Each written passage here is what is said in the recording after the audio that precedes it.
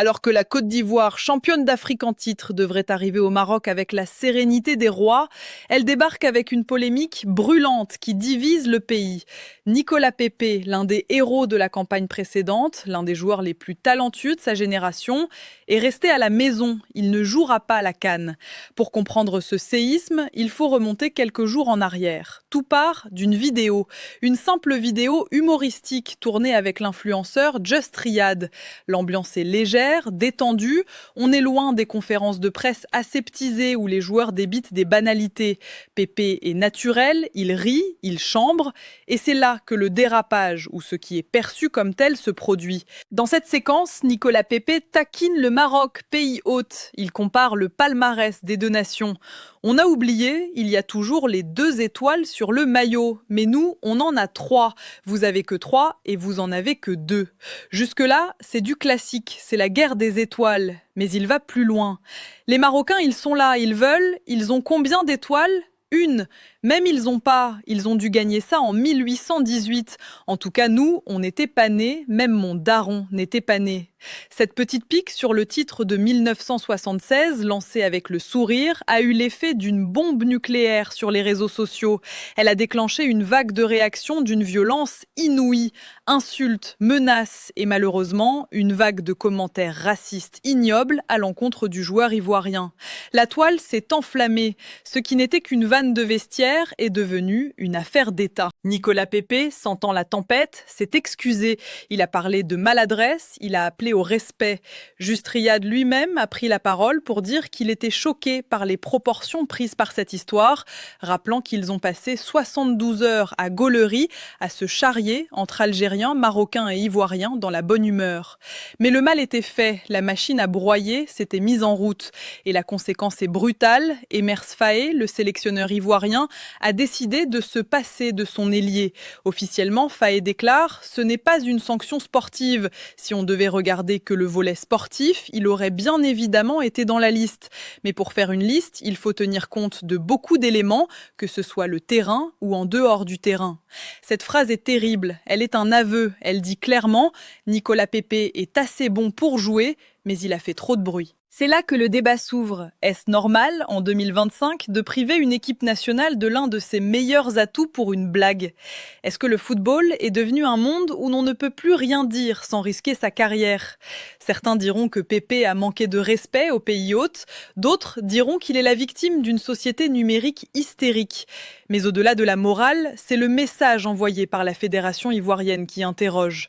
En écartant Pepe, ont-ils voulu apaiser les tensions diplomatiques avec le Maroc ou ont-ils cédé à la pression d'une minorité bruyante sur Twitter ?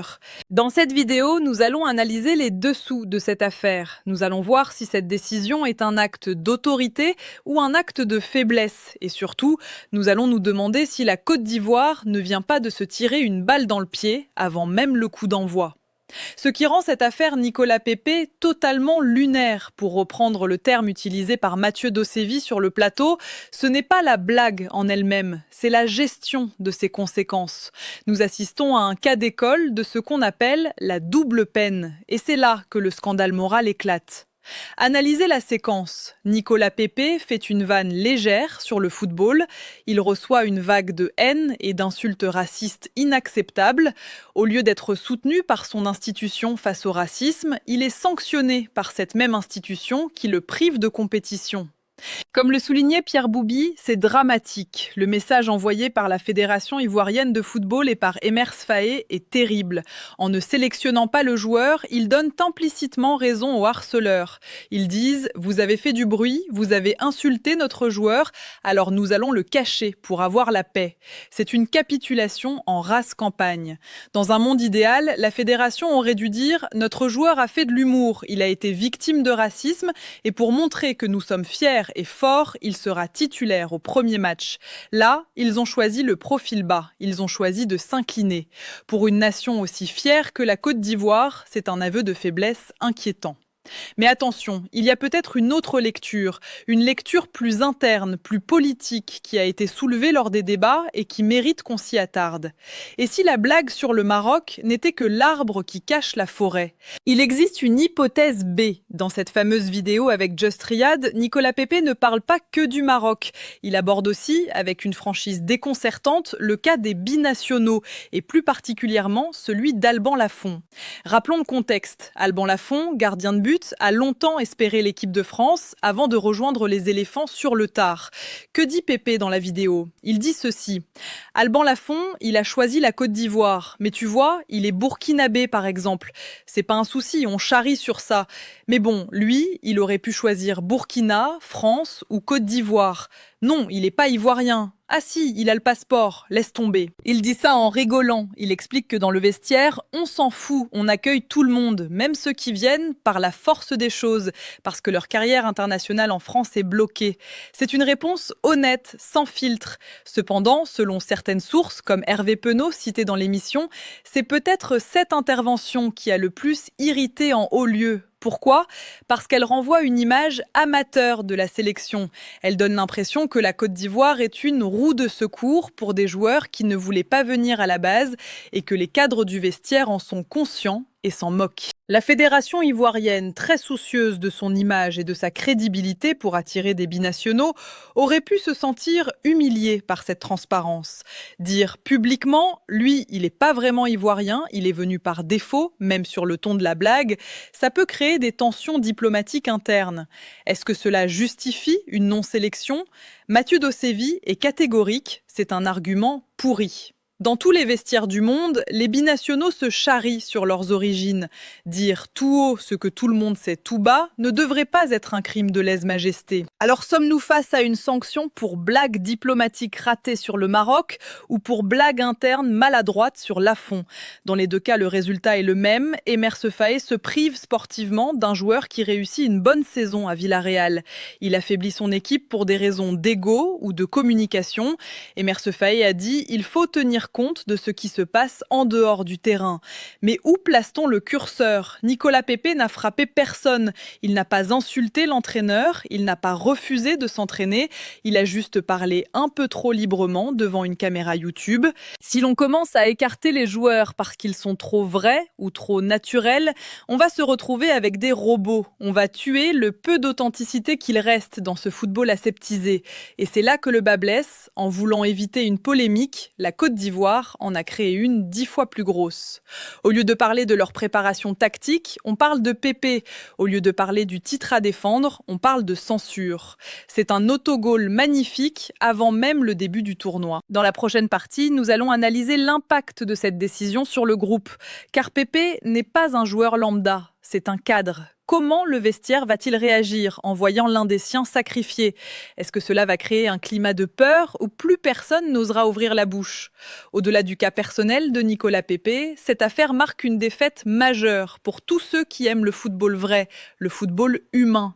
Si l'on prend du recul, quel est le reproche numéro 1 que l'on fait aux footballeurs modernes depuis 15 ans? On leur reproche d'être des robots, on leur reproche d'être aseptisés, de parler comme des livres de communication, de dire l'important c'est les 3 points et le groupe vit bien en boucle. On s'ennuie mortellement devant les conférences de presse, on ne connaît plus les hommes derrière les maillots. Et voilà que pour une fois, un joueur brise la glace. Nicolas Pepe, dans cette vidéo avec Just Riyad, nous a offert ce que les fans réclament désespérément, de l'authenticité. Il a tombé le masque, il a parlé comme on parle entre potes, au quartier, dans un vestiaire ou autour d'une chicha. Il a charrié, il a ri, il a été naturel. Il n'a insulté personne, il n'a pas tenu de propos haineux, il a juste fait du chambrage, cette essence même de la culture foot populaire. Et quel est le résultat ? Il est guillotiné sur la place publique.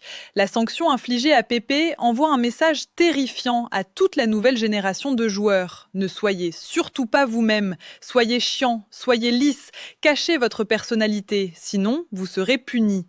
C'est dramatique. Comme le soulignaient les intervenants de l'émission, on marche sur la tête. On veut voir des humains, mais dès qu'ils se comportent comme des humains, on les traite comme des criminels. Il y a ici un phénomène que Mathieu Dossevi a parfaitement décrit, la dictature dictature de la minorité bruyante. Analysons la mécanique du bad buzz. La vidéo a été vue par des millions de personnes. Pour l'immense majorité silencieuse, le fameux 1 million évoqué, c'était juste une vidéo marrante, bon enfant, où l'on voyait des Ivoiriens, des Algériens et des Marocains se taquiner gentiment sur le nombre d'étoiles. C'était de la gaulerie, comme dit Just Riyad. Mais il a suffi de 4000 commentaires haineux, d'une poignée d'excités racistes ou susceptibles sur Twitter pour faire trembler une fédération nationale. C'est là que réside la faute professionnelle des dirigeants ivoiriens. Au lieu d'écouter la majorité silencieuse qui a compris la blague, ils ont écouté la minorité toxique. Ils ont donné le pouvoir aux haters. En sanctionnant Pépé, ils ont validé la méthode du harcèlement en ligne. Ils ont dit aux trolls « Bravo, vous avez gagné, vous avez le pouvoir de faire et défaire nos listes ». C'est un précédent dangereux. Demain, si un autre joueur fait une blague sur le Sénégal ou le Cameroun et que 3000 personnes s'énervent en ligne, faudra-t-il aussi l'écarter ? Où s'arrête-t-on ? On en arrive à une situation absurde décrite par les journalistes sur le plateau. Aujourd'hui, pour avoir une interview avec un joueur, il faut parfois envoyer les questions à l'avance, signer des chartes, faire valider le montage par l'attaché de presse. Tout est contrôlé. Tout est fake. Les formats YouTube ou Twitch, comme ceux de Just Riyad ou Zach Nani, étaient les derniers espaces de liberté, des oasis de fraîcheur où l'on découvrait enfin la vraie personnalité des stars. Avec l'affaire Pépé, ces oasis vont s'assécher. Les agents vont dire à leurs joueurs « Ne va plus chez les youtubeurs, c'est trop risqué. Reste sur Canal+, à dire des banalités. Au moins, tu joueras la CAN ». On est en train de tuer le folklore du football. Le chambrage fait partie du jeu. Dire « vous avez une étoile, nous on en a 3 », c'est la base de la rivalité sportive. Si on ne peut plus dire ça, alors on ne peut plus rien dire. On transforme le football en un spectacle de danse classique où tout le monde doit se tenir droit et sourire poliment. Mathieu Dossevi a eu cette phrase très juste. Le monde part en vrille. Il y a quelques années, une telle phrase n'aurait même pas été relevée. Aujourd'hui, avec la caisse de résonance des réseaux sociaux, elle devient une affaire d'État. Mais le rôle d'une fédération forte, d'un sélectionneur fort comme Emers Faé, aurait dû être de dire « Stop, on se calme, c'est une blague. Le racisme qu'il subit est inacceptable. Nicolas est notre joueur, on l'aime comme il est, avec sa gouaille, et il sera sur le terrain pour défendre nos couleurs. » Au lieu de ça, ils ont choisi la peur du buzz, la peur de l'image.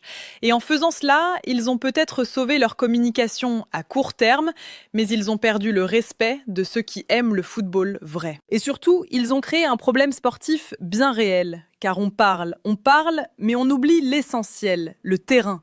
Nicolas Pépé n'est pas un influenceur, c'est un ailier de classe mondiale. En le laissant à la maison, la Côte d'Ivoire s'affaiblit considérablement. Et c'est ce que nous allons analyser maintenant, l'impact sportif de cette décision. Est-ce que les éléphants peuvent vraiment se permettre de se passer de lui ? Si l'aspect moral de cette affaire est discutable, l'aspect sportif, lui, est une hérésie totale. Il faut peser les mots. La Côte d'Ivoire vient de commettre un suicide sportif assisté. Dans une compétition aussi impitoyable que la Coupe d'Afrique des Nations, où le niveau s'est resserré de manière drastique, où les matchs se jouent souvent sur un détail, sur un éclair de génie à la 85e minute, décider volontairement de se priver de Nicolas Pépé est une faute professionnelle grave. Regardons la réalité de l'effectif ivoirien en cette fin d'année 2025. Nicolas Pépé n'est pas un joueur lambda, il n'est pas le 23e homme qui vient pour porter les bouteilles d'eau, c'est l'ailier de Villarreal. Un joueur titulaire dans l'un des meilleurs championnats du monde, la Liga. Un joueur qui affronte le Real Madrid et le Barcelone tous les week-ends. Emers Faé l'a avoué lui-même dans sa déclaration maladroite. Si on ne regardait que le sportif, il serait bien évidemment dans la liste. Cet aveu est terrible. Il confirme que le sélectionneur sait pertinemment qu'il affaiblit son équipe. Qu'apporte Nicolas Pépé ? Il apporte ce que très peu de joueurs possèdent, la capacité à créer le chaos. Il a ce dribble déroutant, cette frappe enroulée du gauche, cette expérience des grands rendez-vous. Il a l'ADN du champion d'Afrique 2024. Il sait ce que c'est que de souffrir, de revenir de nulle part, de gagner. Dans un tournoi où la Côte d'Ivoire va être attendue par des blocs bas, par des équipes qui vont garer le bus comme le Botswana ou le Bénin, vous avez besoin de casseurs de reins. Vous avez besoin de joueurs capables d'éliminer en 1 contre 1 dans une cabine téléphonique. Pépé est ce joueur. Pire encore, cette décision intervient dans un contexte où l'attaque ivoirienne n'est pas au complet. On l'a vu avec les absences mentionnées dans d'autres analyses, comme Adingra ou Haller, selon les contextes. Quand vous avez déjà des blessés ou des méformes, vous ne pouvez pas vous offrir le luxe de jeter un joueur valide à la poubelle. C'est de l'arrogance, c'est croire que le réservoir ivoirien est infini. Or, il ne l'est pas. Aucune nation au monde, pas même le Brésil ou la France, ne se prive d'un top joueur pour une blague. Imaginez le scénario, quart de finale, la Côte d'Ivoire bute sur une défense regroupée, il y a 0-0, il reste 10 minutes, Sébastien Haller est marqué à la culotte, le jeu est stéréotypé. C'est typiquement le moment où vous faites entrer Nicolas Pepe. Sa fraîcheur, sa folie, son envie de revanche auraient pu débloquer la situation. Mais Pepe est dans son canapé à Villarreal, alors Faé regarde son banc, et qui va-t-il faire entrer? Un jeune inexpérimenté qui tremble? Un joueur de Ligue 2? Si la Côte d'Ivoire se fait éliminer parce qu'elle n'a pas réussi à marquer, Emer Faé devra rendre des comptes. On lui ressortira cette décision. On lui dira « Vous aviez l'arme nucléaire et vous l'avez laissée au garage parce qu'elle avait une rayure sur la peinture. » Il y a aussi l'impact psychologique sur le reste du groupe. Quel message envoyez-vous aux autres joueurs? Le message est « Attention, la performance ne suffit plus. Vous pouvez être le meilleur à l'entraînement, le meilleur en club, mais si vous faites un pas de travers sur Instagram, vous sautez. » Cela installe un climat de peur. Les joueurs vont jouer avec le frein à main. Ils vont avoir peur de prendre des initiatives, sur et en dehors du terrain. Or, on ne gagne pas une CAN avec la peur, on gagne avec de la personnalité, avec du caractère. Pepe avait du caractère. En l'écartant, on aseptise le vestiaire. On transforme une équipe de guerriers, les fameux éléphants miraculés de 2024, en une équipe de bons élèves, bien sages. Mais les bons élèves ne gagnent pas en Afrique. Ce sont les bandits, les vicieux, les hommes de caractère qui gagnent. Emer Faé, qui a construit sa légende de coach sur la gestion humaine et la résilience, est en train de briser ce qui faisait sa force. Il passe du statut de grand frère protecteur à celui de censeur. La rupture de confiance avec certains cadres, amis de Pepe, pourrait être invisible, mais réelle. Enfin, tactiquement, l'absence de Pepe déséquilibre les ailes. Il offrait une solution de percussion à droite ou à gauche unique. Sans lui, le jeu ivoirien risque de devenir plus prévisible, plus centré, plus facile à lire pour les analystes vidéo adverses. En résumé, pour sauver les apparences diplomatiques, la Côte d'Ivoire a accepté de perdre un match avant même de le jouer. C'est un calcul perdant-perdant. Pepe perd une CAN, la Côte d'Ivoire perd un talent et les supporters perdent un spectacle. Mais alors, comment cela va-t-il se finir? Est-ce que cette polémique va souder le groupe restant ou le faire exploser à la première difficulté? C'est l'heure du verdict. La Côte d'Ivoire peut-elle conserver son titre sans sa folie? Nous arrivons au terme de cette analyse et le goût qui reste en bouche est amer. Amer pour le joueur, amer pour le football et potentiellement amer pour la Côte d'Ivoire. En écartant Nicolas Pepe pour une histoire de vanne mal digérée sur TikTok, la fédération ivoirienne et Emer Faé ne se sont pas seulement privés d'un ailier de talent, ils ont invité un passager clandestin dans leur avion pour le Maroc, le fantôme de Nicolas Pepe. Ce fantôme va planer au-dessus de la sélection pendant toute la compétition. C'est inévitable. Imaginez le premier match de poule. Imaginez que l'attaque ivoirienne soit en panne. Imaginez que les ailiers titulaires ratent leur dribble ou leur centre. Que va-t-on entendre dans les tribunes? Que va-t-on lire sur les réseaux sociaux? Le nom de Pepe va revenir en boucle. Chaque contrôle raté par son remplaçant sera comparé à ce que Pepe aurait pu faire. Emer Faé s'est mis une pression monumentale sur les épaules. En prenant une décision aussi impopulaire et aussi éloignée de la logique sportive, il s'est condamné à réussir. S'il gagne la CAN, on dira « c'était un coup de maître, il a privilégié la discipline et le groupe ». Il passera pour un homme à poigne, un visionnaire qui a su trancher dans le vif pour protéger son vestiaire des distractions. Mais s'il échoue, s'il sort en 8e ou en quart, il sera seul, terriblement seul. On lui reprochera d'avoir joué au shérif de la morale au lieu de jouer au sélectionneur. On lui dira qu'il a cédé à la pression d'Internet au lieu de protéger ses soldats. Sa légitimité, acquise miraculeusement en 2024, pourrait s'effriter en quelques jours. Il y a aussi une question fondamentale sur l'identité de cette équipe. La Côte d'Ivoire, championne d'Afrique 2024, était une équipe de fous, dans le bon sens du terme. Une équipe de résilients, de caractère fort, capable de rire de tout, même de la mort sportive, pour mieux ressusciter. Nicolas Pepe incarnait cet état d'esprit. En l'enlevant, on enlève un peu de cette âme. On risque de se retrouver avec une équipe trop sage, trop calculatrice, qui a peur de dépasser les lignes. Or, l'histoire de la CAN nous montre que les équipes trop sages ne gagnent jamais. Il faut un peu de folie pour renverser des montagnes. Et puis élargissons le débat une dernière fois. Quel avenir pour le football africain si l'on suit cette jurisprudence? Allons-nous vers une ère où chaque sélectionneur devra scanner les réseaux sociaux de ses 27 joueurs avant de faire sa liste? Allons-nous vers une ère où un joueur camerounais sera exclu pour avoir charrié un joueur sénégalais? Si c'est le cas, nous allons perdre l'essence même de la rivalité africaine. La CAN, c'est la fête, c'est le bruit, c'est la passion, et oui, c'est le chambrage. C'est on a 5 étoiles, vous en avez 0. C'est ça qui met du piment. Si on aseptise tout, si on transforme la CAN en un séminaire d'entreprise où tout le monde se congratule poliment, on tue le produit. Just Riyad, l'influenceur involontairement au cœur de cette tempête, a eu les mots justes. On a passé 72 heures de gaulerie, on a charrié tout le monde, Algérie, Maroc, Côte d'Ivoire. C'est la Coupe d'Afrique, c'est comme ça. Il a raison, c'est comme ça que ça devrait être. Le football doit rester un jeu. Nicolas Pepe n'a pas commis de crime, il a joué. Il a perdu sur le terrain médiatique, mais il a gagné le soutien de ceux qui aiment l'authenticité. Mon verdict, la Côte d'Ivoire reste une immense équipe. Avec Franck Kessié, avec Seko Fofana, avec la défense solide, ils ont les moyens d'aller loin. Ils sont toujours favoris ou grands outsiders, mais ils sont fragilisés. Ils ont ouvert une brèche dans leur armure. Je pense que l'absence de Pepe se fera sentir non pas dans les matchs faciles, mais dans les matchs sales, ceux où il faut un éclair de génie individuel pour débloquer une situation bloquée tactiquement. Je crains que cette décision ne crée un précédent toxique. Je crains que le groupe ne soit plus méfiant, plus fermé sur lui-même, moins joyeux. Et sans joie, les éléphants sont moins forts. Alors messieurs de la fédération, messieurs les censeurs, vous avez eu la peau de Nicolas Pepe pour cette CAN 2025. Vous avez peut-être sauvé l'image diplomatique. Mais attention à ne pas avoir perdu l'âme de votre équipe en chemin. À Nicolas Pepe, on dit courage, le talent ne disparaît pas, reviens plus fort et continue d'être toi-même. Le football a besoin de personnalité, pas de robots. C'est ainsi que se referme ce dossier scandale. Maintenant, la parole est à vous et je sais que les avis seront tranchés. Est-ce que Emers Faé a eu raison de sanctionner pour l'exemple ou est-ce une honte absolue de se priver d'un tel joueur pour une blague?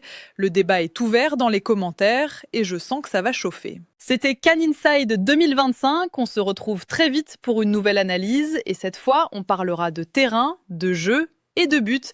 On parlera de l'attaque de feu du Nigeria. Est-ce que Osimhen et Boniface vont tout écraser ou se marcher dessus? Restez connectés, prenez soin de vous et n'oubliez pas, le football est un jeu, gardons le sourire.